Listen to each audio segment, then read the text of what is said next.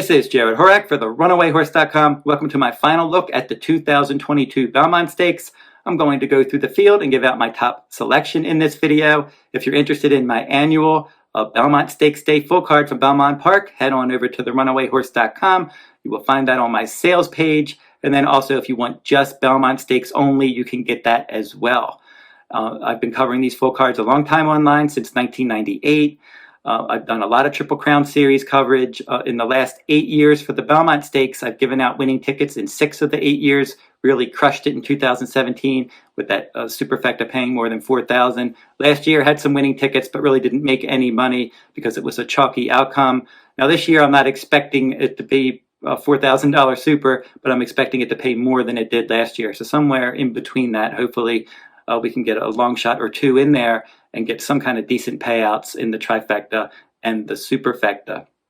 As some of the things to look for when you're handicapping the Belmont, pedigree is more important than anything else. A dosage index of 3 or lower. I think in the last 17 years, the only horse that didn't have a dosage index of 3 that won was American Pharaoh. All the other ones fit that profile. So pedigree is strong for the Belmont Stakes. Horses that ran in the Kentucky Derby and skipped the Preakness, they do well in the Belmont Stakes.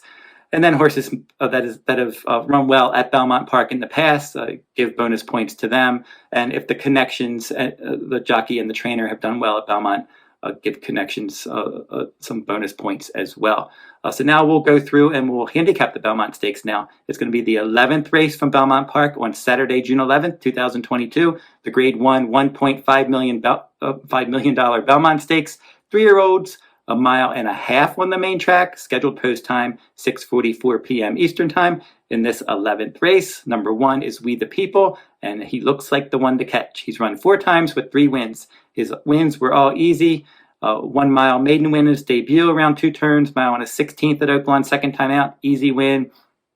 Peter Pan Stakes last time on a sealed wet fast track. He dominated the pace there, and he just won by 10 lengths.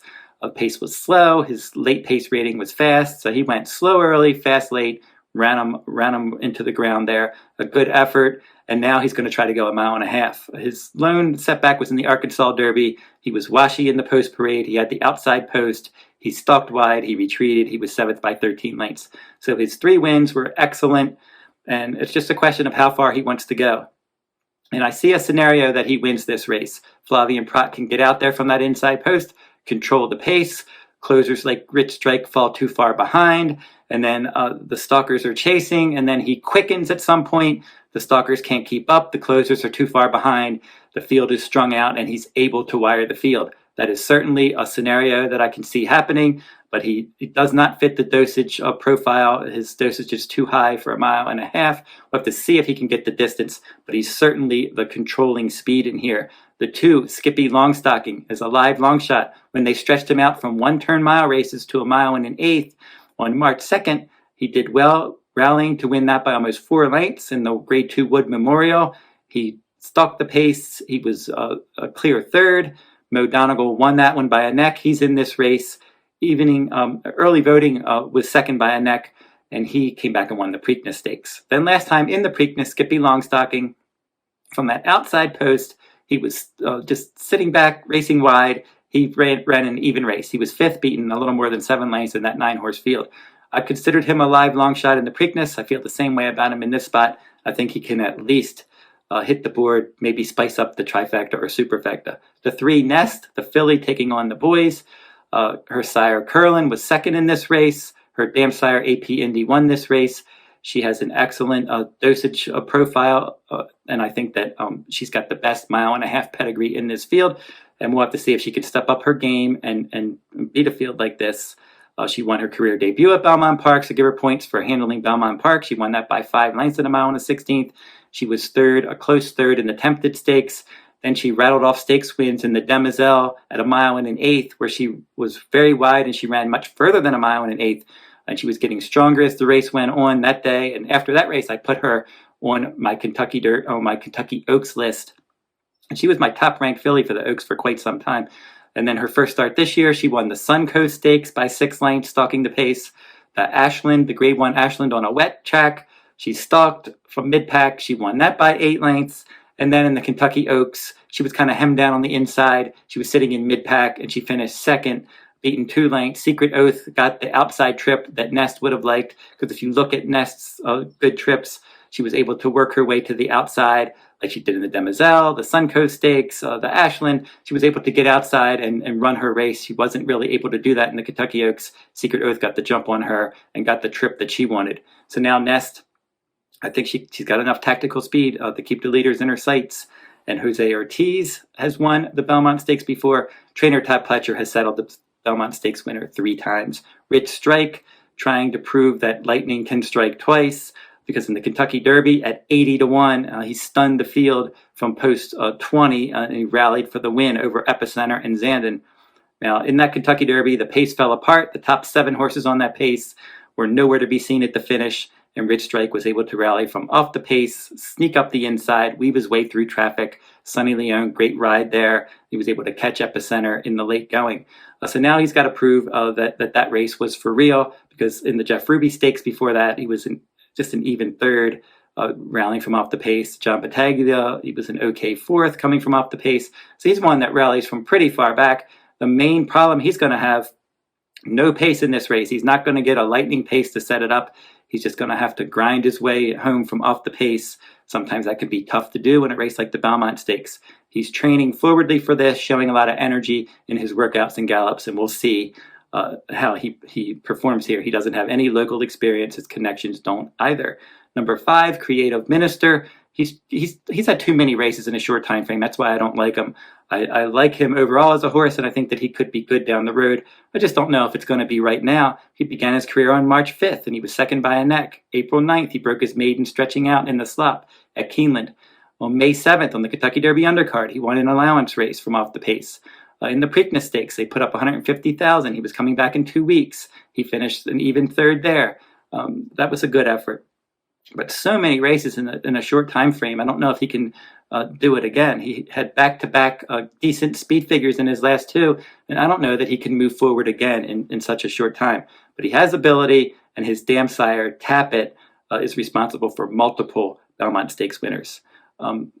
Brian Hernandez Jr. rides for trainer Ken McPeek, and Ken McPeek has won the Belmont Stakes before, back in 2002, Sarava. Mo Donegal, solid contender in here for Todd Pletcher. So he has Nest, he has Mo Donegal, he has 2 solid contenders in this race.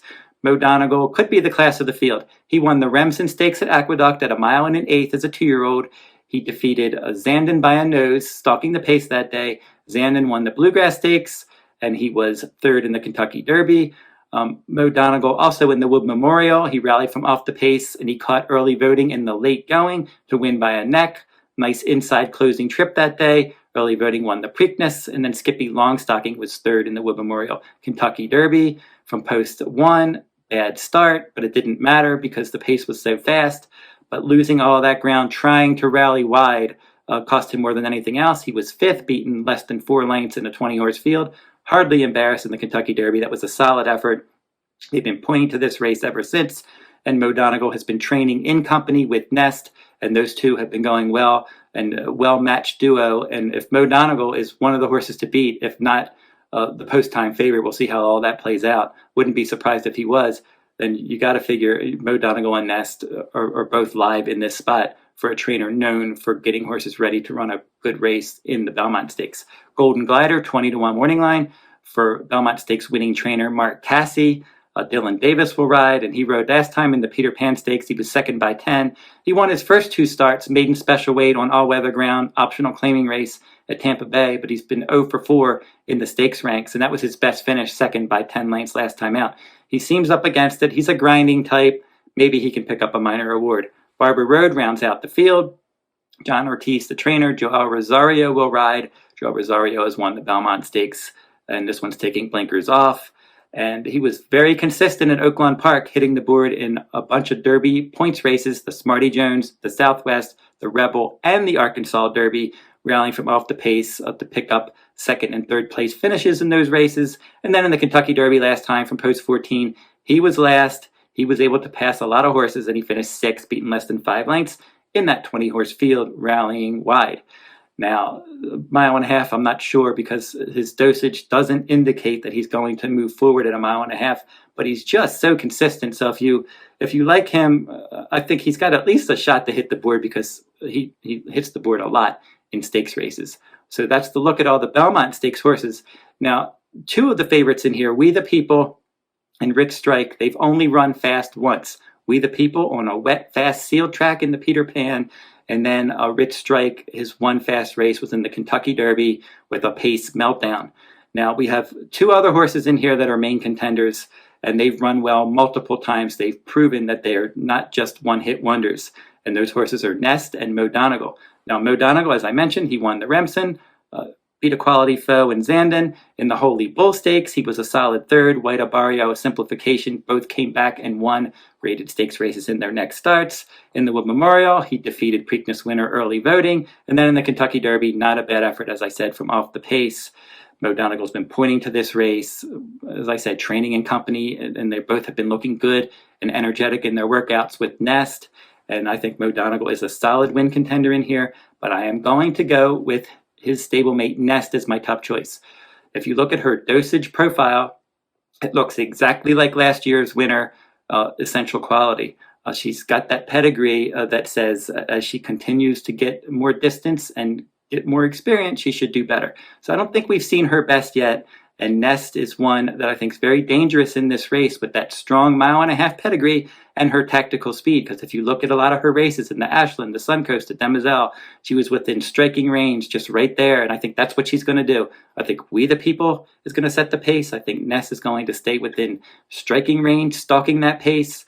Maybe she can get the first run if We the People gets tired, and maybe she can hold off her stablemate Mo Donegal. And then horses like Rich Strike as well. So Nest will be my top choice in the 2022 Belmont Stakes. Don't forget to like, subscribe, and comment if you like this content. And that will wrap up this week's video. I did the Met Mile video if you want to watch that as well on my Breeders' Cup Winning Your In series videos. So check that out. And I'll be doing those Breeders' Cup Winning Your Ins throughout the summer and into the fall. Until next time, good luck at the races. Good luck in the Belmont Stakes.